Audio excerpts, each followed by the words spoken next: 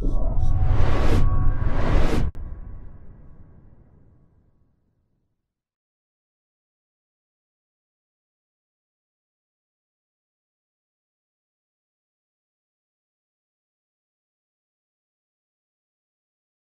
morning. I believe everybody is from the region. We have, well, I'm in my lecture hour now, and so Hatice, Professor Dr. Hatice Camgöz Akta is as well. We have organized this event series within Eastern Mediterranean University Urban Research and Development Center, and our students from EMU from different classes are joining the event. So the so-called series is Reaching SDGs, Fresh Perspectives, Bold Solutions. And Professor Dr. Hatice Camgöz Akta is our first guest speaker or keynote speaker. He is then professor in Istanbul Technical University, and she's the head of management engineering department. And she has been working on SDGs from actually a management perspective, as far as I can say. And she will be talking to us about European Green Deal and UN Sustainability Goals Overview and Framework today. I would like to thank Professor Hatice Camgöz Akta to accept our invitation, and I will just leave the floor to her. Thank you very much, Professor Şebnem. Yes, we are friends from many years, actually. I'm also Cypriot. I'm Turkish Cypriot. I finished my high school from Cyprus, and then I did my master's actually in Eastern Mediterranean University after Bosphorus University. I graduated from Bosphorus University Management Department and then did my MBA in Eastern Mediterranean University. And then I went to London to Brunel University and finished my PhD there on the topic of quality management. And then I had many researches actually, including quality management, quality in healthcare, quality in education. And then I realized that sustainability is a part of it. So I started to research on sustainability. And I also have my PhD students here and my SUNY students who are undergrads are also included in this session. I'm teaching them sustainability management actually in the classes. And today, thank you very much for the invitation. It's a pleasure for me to have a lecture with my country actually and with my former university. Okay, I'll try to share my screen.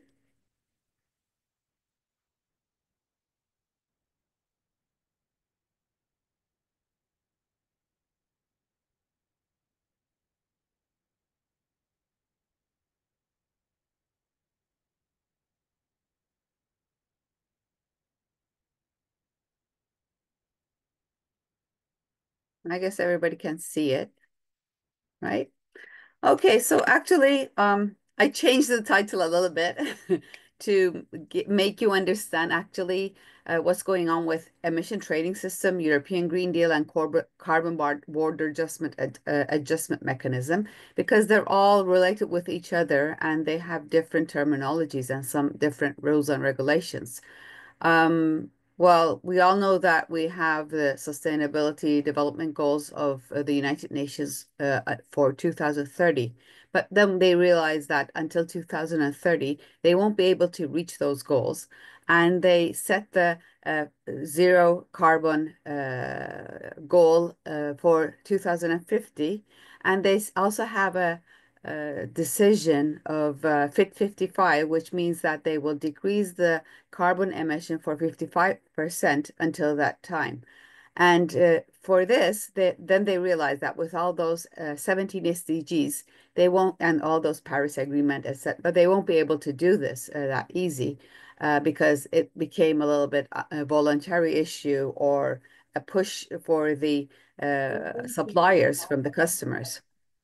So then they set some tariffs.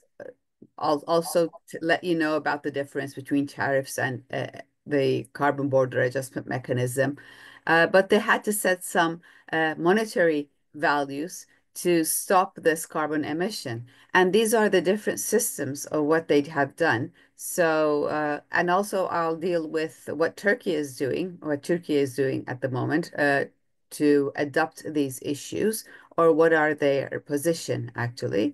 So I'll now start talking about each one of them chronologically, and then I'll go into more deep into each one of them. Okay, so welcome to Istanbul Technical University. My email is down below, but if you Google my name, you can even find my mobile phone on the internet. So let's continue. Actually, we have a chronological order of the three topics because we're usually mixed up with what is next and what is before it, or are they similar or what? So it first started with the emission trading system, which was introduced in 2005, and it led the foundation of carbon pricing in the European Union and became a backbone of EU climate policies. Because they set a limit of carbon emission, and if you pass that limit, then you have to have a trade with another company which is below the limit. I'll mention it in more detail in a moment. European Green Deal actually launched in 2019, and it incorporated the emission trading system and also proposed the carbon border adjustment mechanism, which is called SPAM, as part of a broader integrated strategy for achieving climate neutrality. So European Green Deal actually is a reform brought to the European Union to help the emission trading system become more powerful with another broader strategy achieving climate neutrality. So carbon border adjustment mechanism, on the other hand, is proposed in 2021, 2 years after European Green Deal, as a Green Deal initiative, which it builds on the ETS framework to extend carbon pricing to imported goods. But when we get back to European Green Deal, actually, it's copy or adaptation of the United States Green Deal, which was set in the 1990s, so the 20s, sorry, after a recession. So they brought a lot of reforms to get back their economic power and their economic growth, and it worked. So then now they decided that if the Green Deal worked in those years, why not bring a new Green Deal, which is called the European Green Deal at the moment? When we have a look at the each of the mechanism, ETS, the origin of EU ETS was launched in 2005, as I said, but as the world's first major carbon market, it was introduced under the Kyoto Protocol, which was 1997. So the starting point was 1997, which were developed countries committed to reduce the greenhouse gas emissions. So only the developed countries was included in this. And the EU developed the ETS as a market-based tool to achieve these reduction targets cost effectively. And well, when we have a look at phase one, phase two, phase three, and phase four, it has four phases. The first phase is the pilot phase with free allocation of allowances and limited scope. The second phase is an expanded scope and alignment with the Kyoto Protocol's targets. So it became a little bit more important and serious, actually. In phase three, introduction of auctioning as a primary method of allocating allowances, stricter caps, and broader sector coverage. So also they mentioned and set a list of sectors which has to be included in this ETS system. And finally, phase four, which starts from 2021 till 2030, increased the ambition with tighter caps and the introduction of the Market Stability Reserve to manage surplus allowances. They call it the cap actually because they have a cap on the top, which they don't allow the gas emission to move above it. When we look at the new Green Deal, which they call it the European Green Deal, actually, the concept of a Green Deal emerged in climate and economic discussions following in the 2008 global financial crisis. And however, the European Green Deal was introduced in December 2019 by the European Commission under President Ursula von der Leyen. The motivation was to create as a comprehensive roadmap for transforming the EU into a climate neutral or carbon net zero economy by 2050.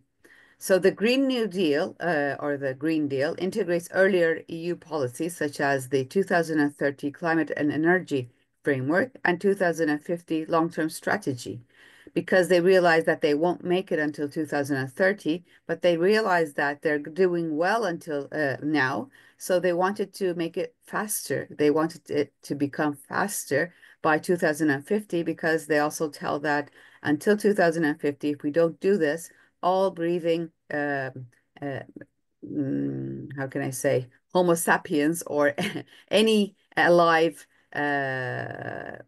insects, animals, the water, the soil will also be damaged with all this poison. So I don't know if you have any idea about how much carbon emission or carbon dioxide we have in the atmosphere. When I asked it in my class, in my undergrad class, some of them said first 70%. We said we would die if it was 70%. Some of them said 20%, which was even too much. So it's around like 2% or something, 2.5%. So usually the poisonous things are the less percentage, but those are the vital few actually, which are the most important few poison or the gas which is affecting our lives. So that's why they're trying to decrease the carbon emission. If it increase even 0.5%, it has a bigger effect in the earth. So they set more ambitious targets, as I said, for reducing emissions, enhancing sustainability, and promoting green innovation. Then when we look at the broader issue of the Green Deal, actually, is the carbon border adjustment mechanism.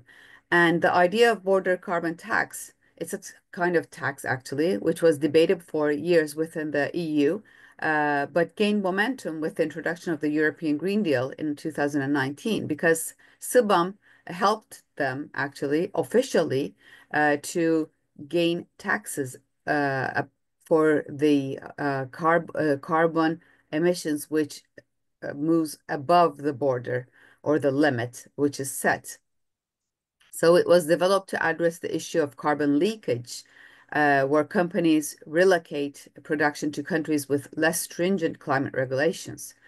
The CBAM ensures that imported goods bear the same carbon costs as goods produced within the EU. So EU decided that each country can have its own tax for per carbon emission, and they have to apply it to any product produced in the EU or any product which will be imported to the EU. And the implementation is that CBAM entered into a transitional phase in October 2023. So it's a brand new issue at the moment. That's why Turkey is still trying to adapt themselves. And where importers started reporting emissions data without financial payments. So full implementation with financial obligations is set for 2026.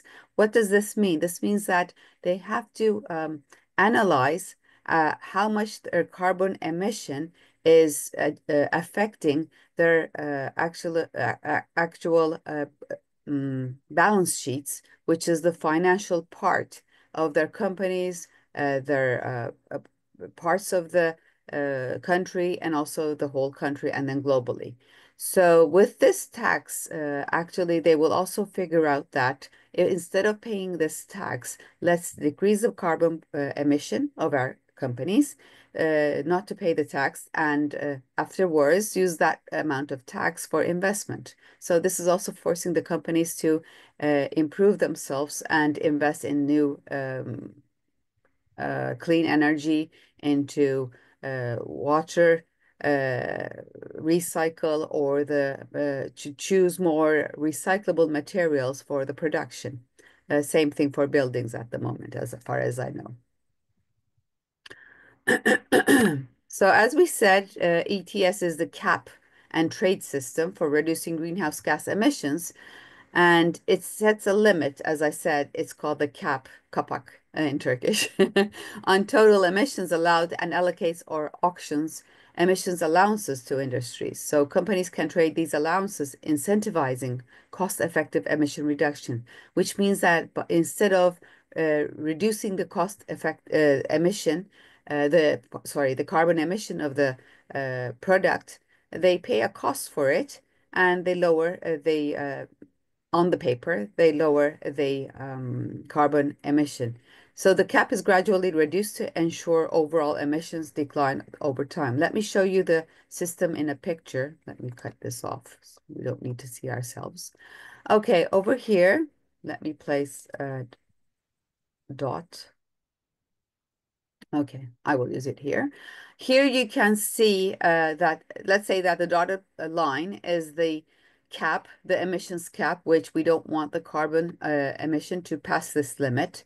And here you can see a very good company, Company A, which is producing their products with a gas emission still over here, but it's not above the limits. So it's fine for the European emission trade system, and they can continue producing this way and they don't pay any taxes. Uh, but on the other hand, there's another company, Company B, which is producing carbon emission above the limit. So it needs to permit this part of the carbon emission, which is above the dotted lines. And instead of that, with this emission trading system, what they do is they need it to be permitted. So this policy tool is designed to reduce greenhouse gas emissions by placing a limit on the total of the emissions allowed in a given time period and creating a market-based system of reduction. So the companies are then issued permits, allowances, each of which represents the right to emit a certain amount of carbon. So this company goes and gets a certificate actually, which says that I'm producing under the permit. So I can actually have an allowance of permit from another company which needs permit.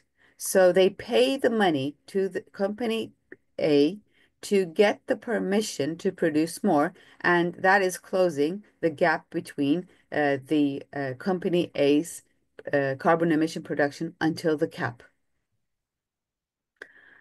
So the goal of ETS is to create a financial incentive for companies to reduce their emissions by making it more costly to exceed their allocated limit. Actually, producing carbon emission was not that costly, but paying for this became more costly for the companies. So it's pushing the company to lower the carbon emission instead of paying money for the permission. So one of the advantages of an ETS is that it creates a flexible and market-based approach to emissions reductions, which can encourage innovation and cost-effective emission reductions.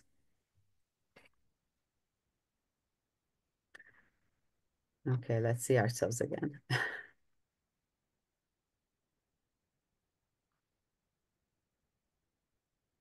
Yeah, I guess it's still closing. Let me make it like this to see Shabnam here.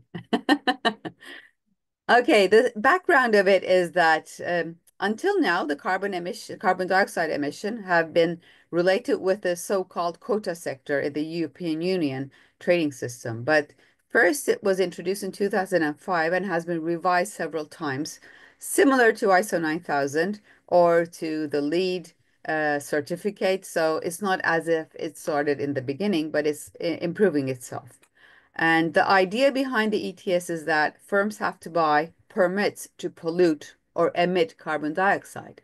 And the system thereby places a value on the act of polluting. Recently, there are signs that the ETS system has started to work as intended.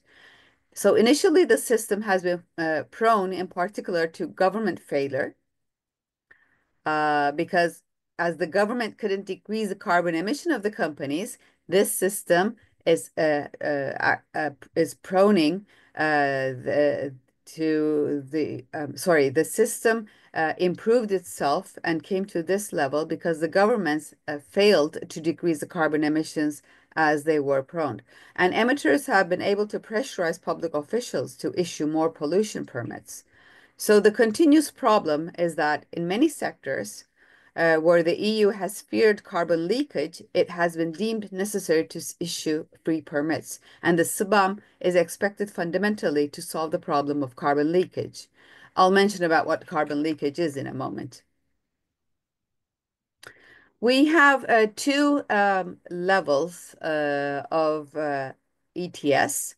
ETS 1 bring down emissions in power generation and the most energy intensive industries such as production of iron, aluminium, cement, glass, cardboard, acids, etc. by a certain percentage each year. So they have set some and named some sectors which are producing the most carbon emission.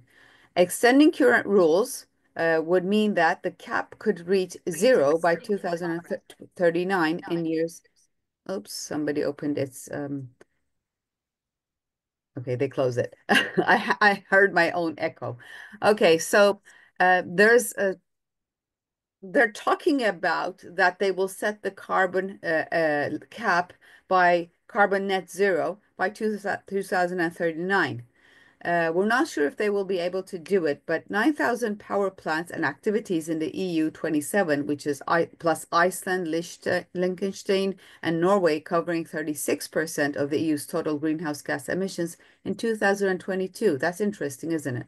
The following sectors and activities are mandatory, like the electricity, heat, energy incentive industry sectors, including oil, refineries, steelworks, and production of iron, aluminium, metals, cement, lime, glass, ceramics, pulp, paper, cardboard, acids, and bulk organic chemicals, aviation, and maritime. So as you can see that we're even though Turkey at the moment is struggling with the six sectors, they see that there's a huge bomb coming on, and uh, even more recession is seen actually because if we do not get ready for this by 2039. So in other sectors, in some sectors, like only operators above a certain size are included, and where certain small installations may be included and governments put in alternative measures to cut their emissions.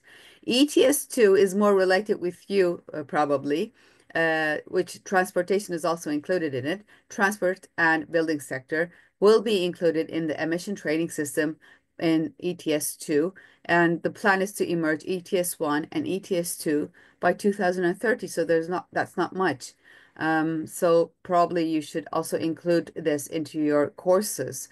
I don't know which course it's related with actually in architecture, but you have to also talk about ETS2 to diminish your carbon emissions in also building sector, or maybe choosing the materials, including all these categories or all these sectors probably.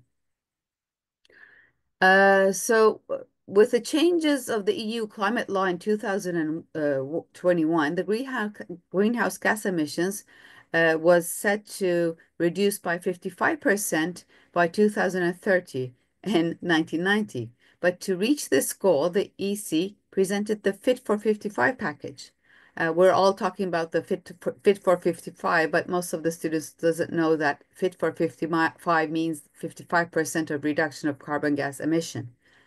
The new 2030 targets in the ETS emissions was set as 62%, which at the moment is 43%. The new LRF was 4.3%, up from 1.7%. ATS revenue only to be spent on climate-related activities and shipping emissions. So they also set a rule that the ETS revenue which you collect should also only be used or spent on climate-related activities. So you should not use that revenue for other stuff in the government. Shipping emissions are also included in the system, which means transportation actually, or the logistics. SPAM will replace free allocations, and remaining free allowances will be made conditional on investments in energy enhancing solutions. You can read Put a Stop to Carbon Leakage. When you Google it, there's an article about it. Aviation will have its own SPAM called CORSIA, waste burning emissions to be included by 2028. So even more is coming as we're still trying to adapt for Fit for 55. Still more is coming and more pressure is coming. When we come to the European Green Deal, it's a comprehensive strategy by the EU to achieve climate neutrality by 2050. So it encompasses a wide range of policies, including transitioning to clean energy, promoting circular economy practices, conserving biodiversity, and improving resource efficiency. I also included circular economy, but then I deleted it because it would be too long. Maybe we can have another session with circular economy so that I can explain all the two types of circular economy, the butterfly effect, the biodegradation, and the material degradation, etc.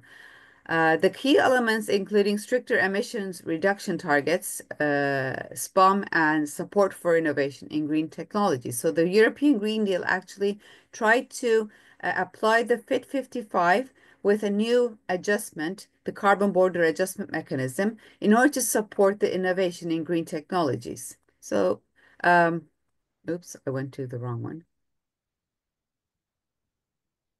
We mentioned about this. Okay. So the European Green Deal actually is a roadmap or an industrial plan which supports the transition to climate neutrality by enhancing the competitiveness of Europe's net zero. Countries which do not know what to do can go to the European Green Deal roadmap and figure out what they have to prioritize at the moment. So first you have to look at the roadmap and then figure out and make the gap analysis, and then you should apply the prioritization analysis to understand what's your priority to do or apply in your country or in your organization. So this was approved in 2020 and is set a policy initiative by the European Commission this time with the overarching aim of making European Union a climate neutral in 2050. I have a few slides at the end to talk about what Trump is doing and what United States will affect actually. Um, so European Union is dealing and is wishing to become climate neutral by 2050.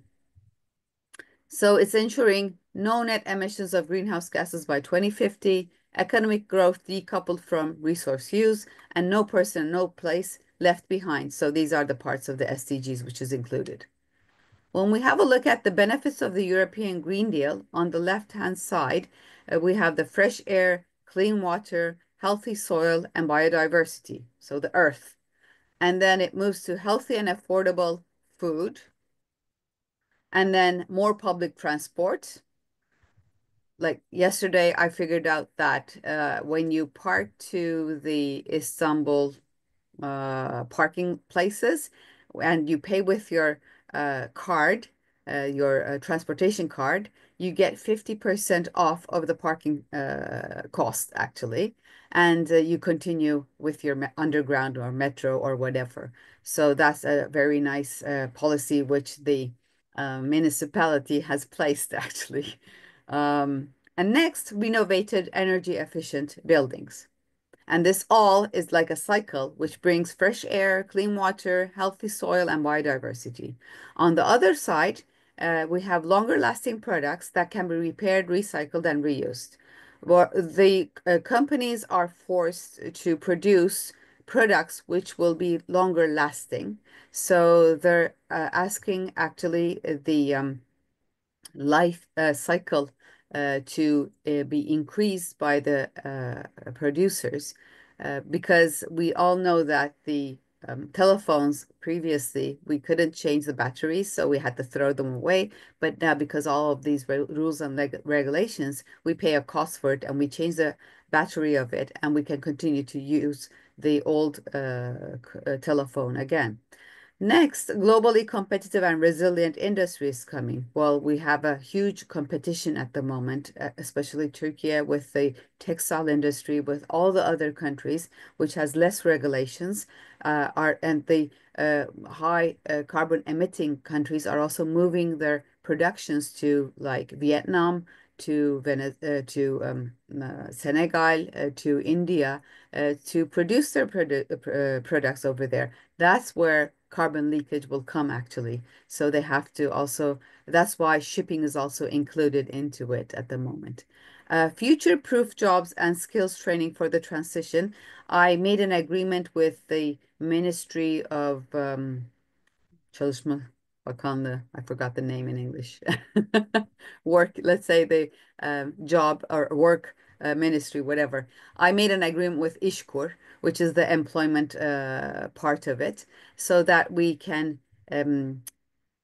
educate people for the new jobs with new skills, and we train them because some of the jobs will be diminished in close future, and we don't want them to become unemployed. So we have to show them a way to employ them again, and we're also forcing the companies to choose their own people to be trained. So they're selecting it from their CVs and they're sending it to İşkur, and then İşkur is paying half of the price until they finish their training, and then that company has to employ them again. That's a good policy at the moment in Turkey. And then cleaner energy and cutting edge clean technological innovation is coming again with a longer lasting product that can be repaired, recycled, and reused. Next, we can see here the elements of the European Green Deal. In the middle, we have the cycle, the European Green Deal with the green leaf cycling. And that's where we have the transformation of the European Union's economy for a sustainable future. Let me get my red dot again. Here we have the mobilizing research and fostering innovation. And here we have the European Climate Pact. Here we have the European Union as a global leader. So leave no one behind, just transition. That's what we talked actually in the 1 month ago at the ministry. And ILO was there, International Labor Organization was also there.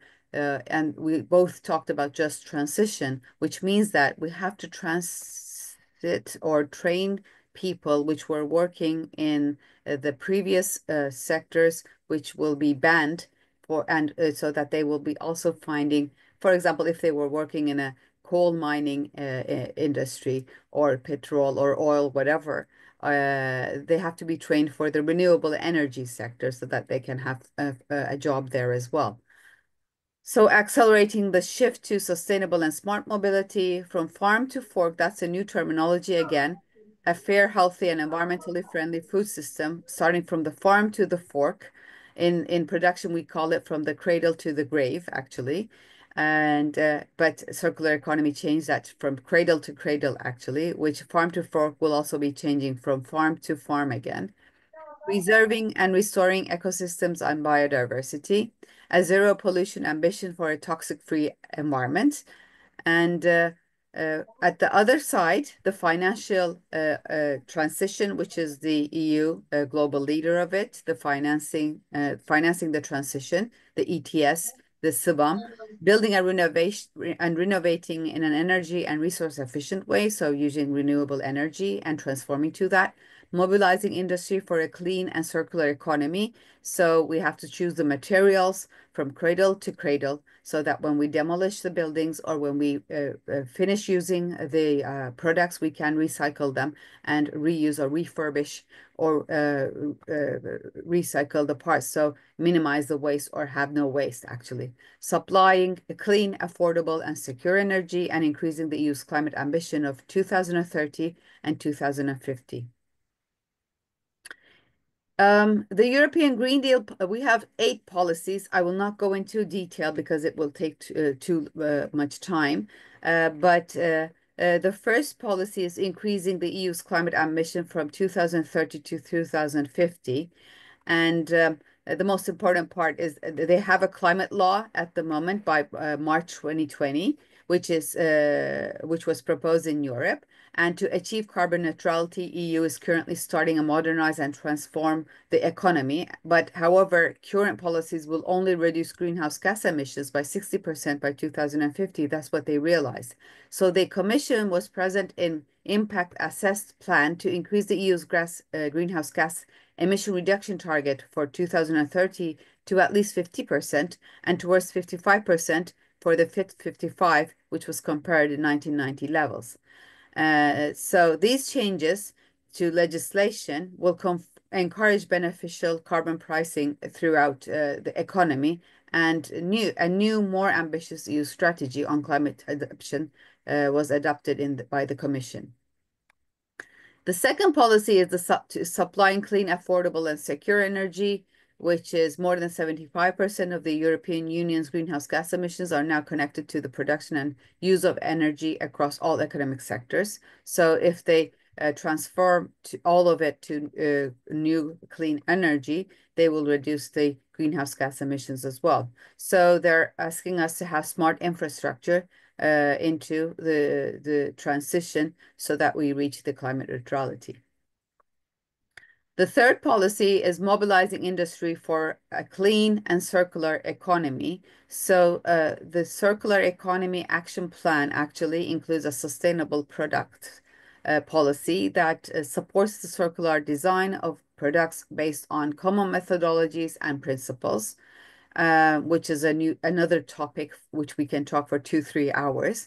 And also digital technologies are applying a key role in many areas to reach the sustainability goals of the Green Deal. But every digitalization does not mean that you're decreasing the level of carbon emission, because we realize that when we're using digitalization, for example, let's say that you're listening to a video or watching a video on YouTube, but not downloading it, and each time you connect to it, that's spending more energy than you think actually. The fourth one is building and renovating an energy and resource efficient way. So this is called the renovation wave of public and private buildings. This is more related with you, actually. That's why I wanted to mention about it. Construction, use, and renovation of buildings require considerable amounts of energy and natural resources as well. So while renovating them, also we're spending it. To address the twin challenge of energy efficiency and affordability, there's a renovation wave coming on. So the Commission actively implement legislation on building energy performance.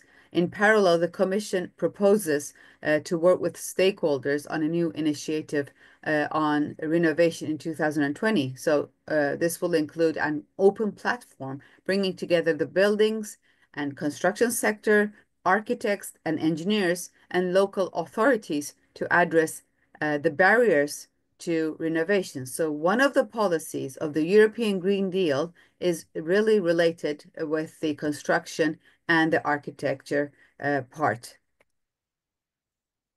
The fifth policy, accelerating the shift to sustainable and smart mobility. Here, they are trying to achieve climate neutrality with this movement by 90% of reduction in transport emissions by 2050. So the multimodal transport needs a strong boost. This increases the efficiency of the transportation system. So automated and connected multimodal mobility will play an increasing role together with smart traffic management systems made achievable by digitalization. And the price of transportation should reflect the environmental and health impact. So it should be more expensive for you to go with your car instead of using the infrastructure or the metro transportation, or using the connected transportation with different companies, which the logistics companies are doing at the moment. So by 2025, about 1 million public charging and refueling points will be needed for 30 million zero-emission and low-emission vehicles on European roads. But this is also another discussion which is made, that the electrical cars are not that much green with their batteries, but they're still trying to actually have innovation in that, which China is getting even better in that part. So traffic pollution is greatly reduced, especially in urban areas with this new policy. The sixth policy is the farm to fork, designing a fair, healthy, and environmentally friendly food. So high quality, nutrition, and secure food, which was the third goal, health after end of poverty, no hunger, and the third one was good health and quality of life. So it should now be accepted as a standard for sustainability around the world. And the strategic plan will need to reflect an increased level of ambition to reduce significantly the use and risk of chemical pesticides, as well as the use of fertilizers and antibiotics. By the way, instead of chemical pesticides, you can use white vinegar, which is the melted part of what we call lemon tuzu in Turkish, which we use for doing all those I forgot the names of them. Sirkeyle yaptığımız nedir her yaz? Turşu. Okay. So instead of using the chemical pesticides, if you put white vinegar into and mix it with water and then spray it on the plants, it will get rid of all those insects affecting or ruining your plants, but it will not die or make the soil die so that you won't be able to use it. The farm to fork strategy will contribute to create a circular economy as well. So lastly, the farm to fork strategy will strive to stimulate sustainable food consumption because after you use the food, there are some waste at the end, but because there are no chemical pesticides which will be affecting the soil, it can be sent back to the soil with a healthy and at the end, again, we will have healthy, affordable food. The seventh one is preserving and restoring ecosystems and biodiversity. So ecosystems offer necessary services, including food, clean water, clean air, and shelter, which was actually uh, each one of them is an SDG in 2030 SDGs. Food, uh, like no hunger, no poverty, shelter is included in that. Clean water and sanitary is one of the SDGs. Clean air is a climate action strategy of the SDGs again. So you can see that European Green Deal policy actually is a part of the SDGs and is trying to make those SDGs or reach those SDGs at the end of 2050 with all these different policies. And the opportunity for the world to develop a strong international framework for preventing biodiversity loss is the Conference of the Parties to the Convention on Biological Diversity in coming China, which was held in October 2020. And by March 2020, the Commission presented, it says will, but it already presented the biodiversity strategy, which will be followed and is followed as an action in 2021 to guarantee that the EU plays a significant role. The new EU forest strategy will have also its key effective afforestation and forest preservation and resource restoration in Europe to help to increase the absorption of carbon emission. Even though we're innovating parts and pieces or mechanisms for collecting the carbon dioxide from the air, the easiest way is to plant forests, plant trees to absorb the carbon dioxide and reduce the incidence and extent of forest fires and promote the bioeconomy, full respect of ecological principles, favorable to biodiversity as well as the ecosystem. So EU actually fights with climate change for a sustainable blue economy. And the last policy is a zero pollution ambition for a toxic-free environment. Creating a toxic-free environment requires more action to prevent pollution for being generated as well as measuring to clean and remedy it. What is included in it? They have to adopt the zero pollution action plan for air, water, and soil. And they should get rid of the particles which are harmful sources of pollution, such as microplastics, chemicals, including pharmaceuticals. at the same time. The Commission applied the knowledge obtained from the analysis of the existing air quality regulations. The Commission will review EU measures to address pollution from large industrial installations and to ensure a pollution-free environment. The Commission presents a chemical strategy for sustainability. So the last sector which was included was a chemical sector and plastic, actually. So these were newly adopted measures in 2022: sustainable products, sustainable and circular textile, new construction product regulations, and sustainable consumption. Next, which is the enlargement of the European Green Deal, the SPAM, Carbon Border Adjustment Mechanism, which is the last one at the moment, is a policy tool introduced, again, by the European Union to prevent carbon leakage and ensure a level playing field for industries. It imposes a carbon price on imported goods based on their embedded emission, which is a huge difficulty now for the Turkish companies because most of them are exporting to Europe, which are the importers of Europe. So they have to apply this, and it's a huge cost for them. At the moment, already 137 textile companies has shut down because of this in 1 year, and they have to find a way. This mechanism encourages trading partners to adopt similar carbon pricing and aims to align global climate policies with the EU standards. So SPAM applies to industries such as steel, cement, aluminum, and fertilizers at the moment, but it's increasing. And why do we need this SPAM? Well, there's a carbon leakage which is occurring when companies move production to countries with lower environmental standards or where there is no carbon pricing scheme. And to address this issue, the SPAM develops as a policy tool to reduce carbon emissions associated with international trade. So even though they move their production to another country which has lower environmental standards, still they will have to pay this carbon border adjustment mechanism tax or cost when they're transforming that product from that country to another. So SPAM aims to impose a carbon cost on imported goods, encouraging countries to adopt similar carbon pricing policies and incentivizing companies to reduce their carbon footprint. So what is this carbon pricing?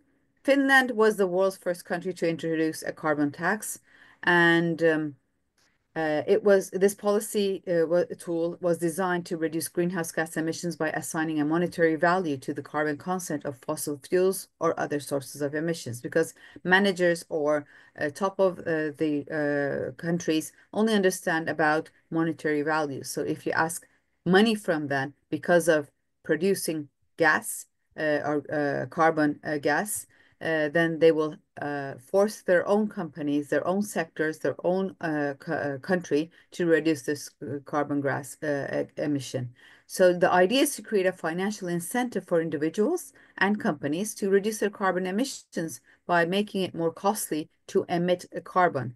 So it's seen as an effective way to reduce carbon emissions, as it creates a market incentive for individuals and companies to invest in low carbon alternatives and reduce their carbon footprint, as well as the ones which are producing or emitting less carbon emission will have a huge competitive advantage at the moment. There are two main types of carbon pricing. The first one is carbon tax systems, and the second one is emission trading systems.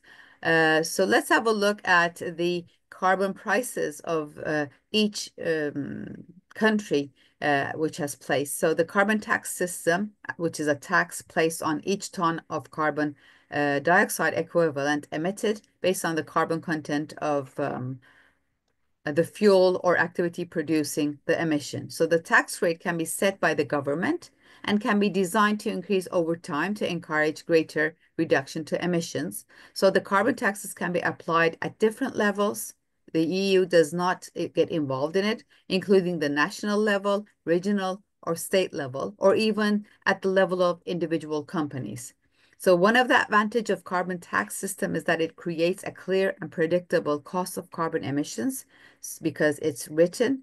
We see how much carbon emission is emitted, and we see how much money is paid with the per ton tax. Let's have a look. For example, Ireland carbon tax is 24 US dollars per ton of carbon emission. United Kingdom carbon price floor is $25. Canada, British Columbia, which is a state, 27. Denmark, 29. Iceland carbon tax 36. France set it as 55. Norway increased it a little bit by 64. Finland increased it by 77. Switzerland carbon tax is one of the highest, which is $101 per carbon. But Sweden, which is the most sustainable country in the world at the moment, set it as $139 per carbon. Turkey is said to be setting it by $82 or euros, sorry, for each ton of carbon emission, but not yet. They're trying to set their own system so that they don't pay the money outside. Here you can see the six sectors which were selected to fight against climate change. And okay, this is related with the leakage action, actually, of sebum, how it's stopping by the leakage. Uh, Defined as a problem that when you regulate pollution in one country, you potentially incentivize producers to shift their activities to another country, as I said, with lower standards for environmental regulations. But global cost of the leakage due to enormous externality of the leakage or the risks that global warming now places on humanity, we are all on the losing side of the equation as well. So, as usual, and since it is largely a regional instrument proposed by the EU, because United States at the moment is out of it. To work towards reducing carbon leakage globally, it will require coordination and multilateral level. So everybody should be involved in the system because Vietnam is not involved in it. Senegal is not involved in it at the moment. That's why they're moving their productions into those countries. There's an alternative policy option do exist, as described in Perry 2021. That's an article, such as, for example, a global price floor on carbon dioxide or a trade club, such as the World Trading Organization Plus, where members with similar mitigation policies would trade freely. These are the possible effects of EU's bomb regulation on Turkey. As you can see, we have the blue of aluminium, orange cement, light blue electricity, brown fertilizer, and gray iron and steel. You can see Turkey over here, which is at the second level, where EU 27 imports in USD billion dollars. The EU proposed bomb is likely to have an impact on Turkey, a country that has a significant level of trade with the EU. So this could affect Turkey's exports to the EU, as I said. It's exactly similar to what happened in the 1990s when ISO 9000 came. All the SMEs had to have the ISO 9000 in order to be able to do trade with European Union. So 99% of the SMEs had ISO 9000. First, it was talked a lot. They reacted a lot, but then they had to apply because they were out of the trading system. So now it's the same issue coming on. That's how I explain the companies to make it easier for them to adopt actually these new policies. So it would affect manufacturing and agricultural sectors at the same time. Turkey is not currently part of EU as ETS, which means that it does not have to comply with EU emissions reduction targets, but SPAM could impose a cost to Turkish exports to the EU, making them less competitive. So they don't pressure you, but they pressure you with another way on the other side of the picture by asking you to pay each ton of carbon emission above the cap if you're going to send your products to the European Union. So this would require significant investment in clean energy and other low carbon technologies. SPAM is likely to have an impact on Turkey's economy, and it will be important for Turkey to consider in the near future its climate policy options in order to remain competitive in the global market. Turkey is now setting its own carbon border adjustment mechanism. They're working on it. There's a pilot study going on, so we will be hearing about it by 2026. Okay, what are the similarities and differences between spam and tariffs? In several ways of spam bear strong resemblance with a tariff. The idea of spam is to levy a green tax on imported energy and manufactured products into the EU according to their carbon emission. The higher the carbon emission inherent in the material or product, the higher tax will be spent.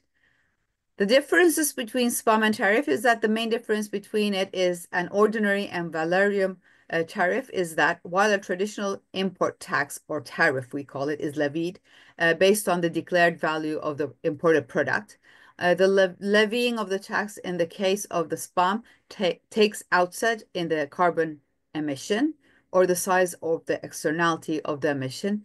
And another thing is that you can only spend that revenue which you collect from the spam for reduction of carbon emissions in your country. Ideally, this price is equivalent to the carbon emission price that is in vigor on the internal market. And the main problem will be how to assess the carbon emission or the content of the carbon dioxide of individual products from different origin or countries if they do not have this type of system.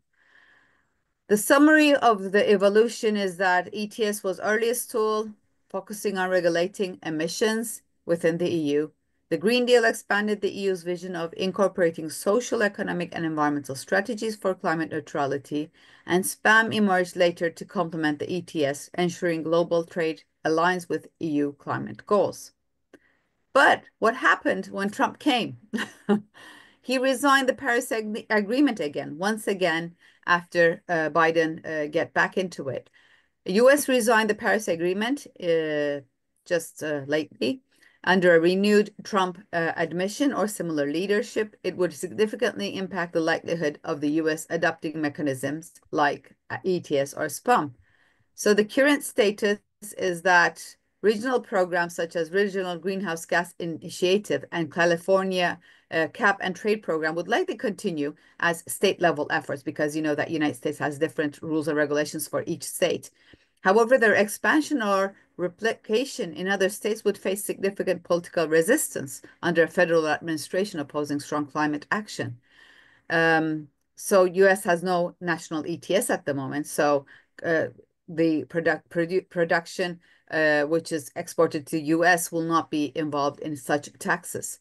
Challenges for a national ETS is the main issue at the moment because United States is one of the most carbon emitting country in the world after China.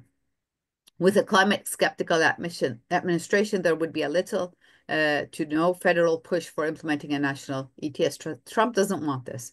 So state-federal transition is that federal policies could discourage states from pursuing independent carbon pricing mechanism, reducing momentum for carbon border adoption. So the future outlook, I asked this actually to ChatGPT, what do you see the future? And it said that a national ETS would remain off the table during each such an admission with the Trump admission. Any progress on carbon markets would be limited to existing state or regional programs. With SPAM, that was ETS. SPAM, again, same thing actually is Evet, happening. While the EU could anlaması gerçekten. theoretically pursue SPAM, it would Aha. likely be implemented in a way that prioritized economic protectionism Das over trochę climate saates goals. donimda na minus. Mohammed, can you close your Aha. microphone, please? Okay, such a spam would face significant backlash from global trading partners and could be seen as undermining global climate efforts. Well, key considerations for the US post-Paris exit by 2025. A federal administration opposing the Paris Agreement would likely roll back environmental regulations and prioritize fossil fuel industries as seen during Trump's first term. He's only looking at its own economic growth, doesn't care about any carbon emission. He has his power from his fossil fuels, so he doesn't want to get rid of it. And he has an economic protectionism over climate action. So spam discussions might shift away from climate goals and focus on protecting US industries from international competition. So this could exacerbate tensions with the EU, which views spam as a climate-driven policy. Federal climate policy would likely shift toward deregulation and protectionism, leaving climate leadership and states at international and regional initiatives. Sorry. There's an analysis of the potential effects. Actually, I can send you my PowerPoint. I don't know if I still have time. Şebnem Hoca.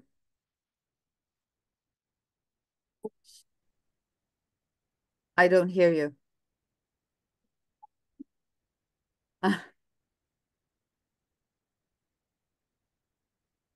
About 5 minutes. Okay, I'll round up now. Thank you.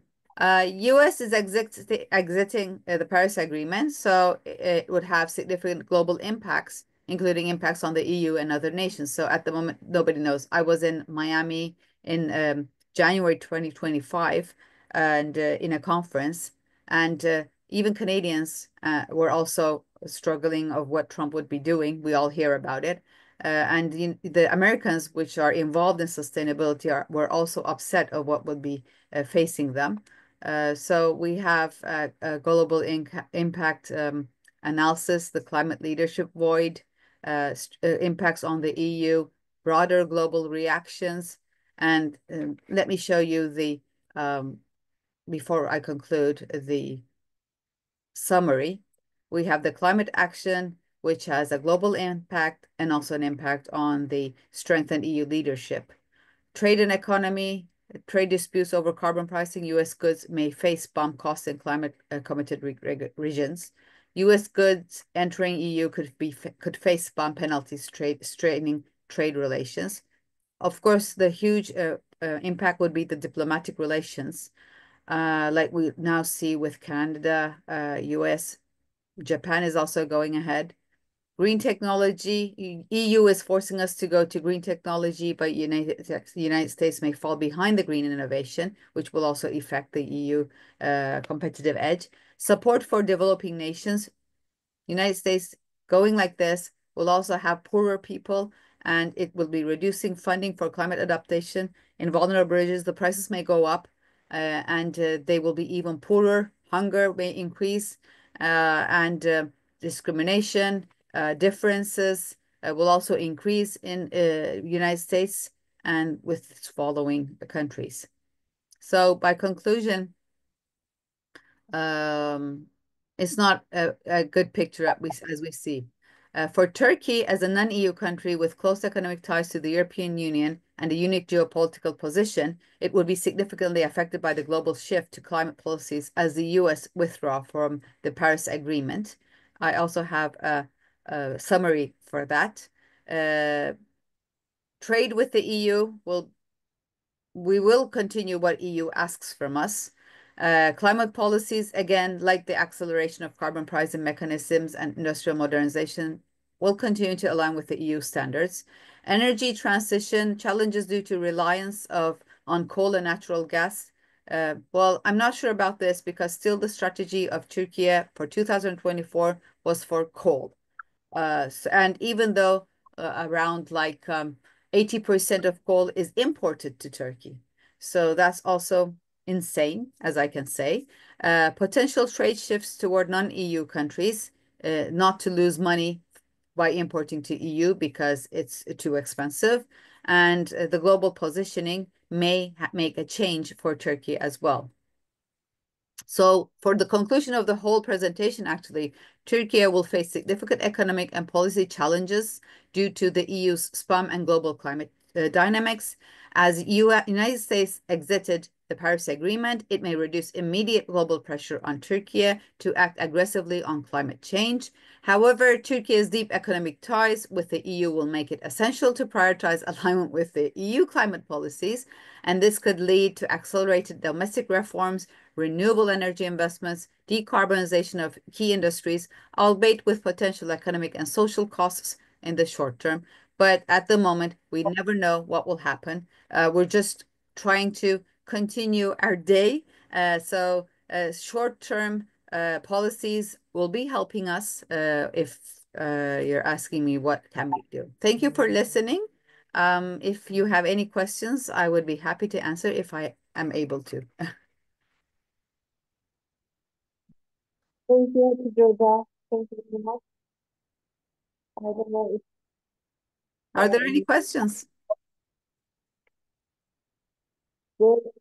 For my students, I can say that obviously they are mostly from architecture and some engineers as well.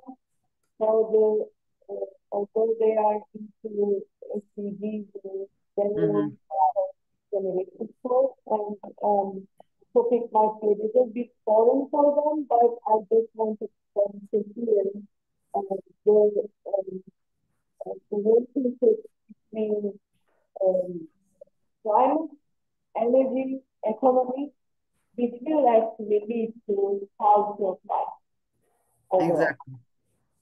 So these will be like earrings on their ear.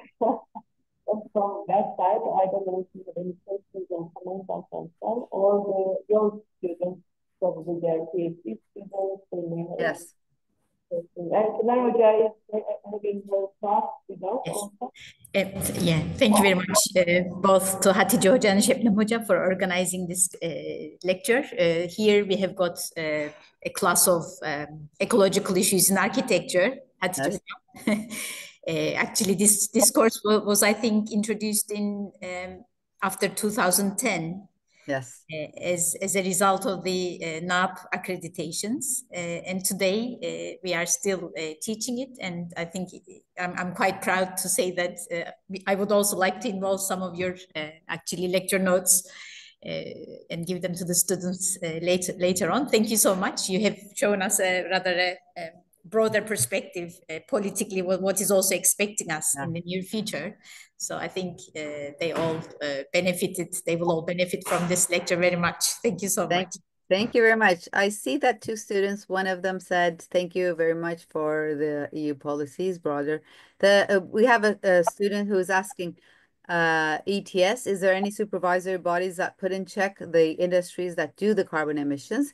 Yes. Uh, Actually, they are reporting, they have huge reports written, and they have to prove that with the bodies, with the European Commission, European Union, and the government has to also comply that they are applying it, and they have auditors which is checking as well, because they will get a certificate at the end that they are below the carbon border adjustment mechanism. So if they have that certificate for 1 year, they can continue. Next year, they're audited once again. The tax paid by those specific industries is used to compensate the affected countries, and to what level do they do it? Well, the European Union is doing what you say. It's spending their revenues with all those funding for the projects for these kind of investments. Well, for some countries which are still underdeveloped or developing countries, will be using those monetary values or the taxes to invest in their own sectors, actually. Thank you. Again, from architecture perspective and the engineering perspective as well, the policies, the European Green Deal policies, mainly two of them are or they should be in the concern of students of architecture or architects in general. One of them is from the planning perspective, the sustainable mobility, sustainable modes of mobility, relying or depending our mobility modes into more public transportation, walking, cycling, and in the core of how we design the cities, how we plan the cities, how we design our neighborhoods. And the second one is obviously about renovation of buildings, the other which is again directly one of the policies of European Green Deal. So if not the rest, these two policies are or they should be in the concern of architecture students and in their professional life. So I would strongly suggest that, okay, the topic might be too broad for you, but go through the policies once more and trying to find how you would benefit for your future profession from these policies. So in the end, you would be working for your own countries, hometown, and maybe for local government, central government, even in your private, companies, how would you deal with these policies, even if your country doesn't involve or deal with these policies, you can still benefit from them from a professional perspective. I think that's why any single keyword that you gain would be important. For your students, yeah, exactly. They should learn it, know it, because they never know where they will end up. So always learning what will happen is important. We have another question from IPEC about the perspective. Oops, I lost it. Just a second. From the perspective of environmental NGOs, do environmental NGOs believe that the European Green Deal, ETS, or SPUM are enough to meet climate targets? They have no other solution, actually. They have to believe in it and they have to support it. Well, all the projects which the European Union is funding actually are involving the NGOs as well. So we are also listening to the NGOs in our projects, and we're also taking action together. So probably they are believing it at the moment. Well, nobody knows what will happen in 2050, actually. We never know whether if we will reach 55 or zero carbon, net zero, whatever. But whatever we do is better than what we are doing at the moment. That's a quality saying as well. So even if you make an incremental change and continuous improvement, you're always better than what you were yesterday. So don't forget this word. Every single step counts for Yeah. always for anything that we do positively. So I believe so. So thank you very much, Hocam. Thank you.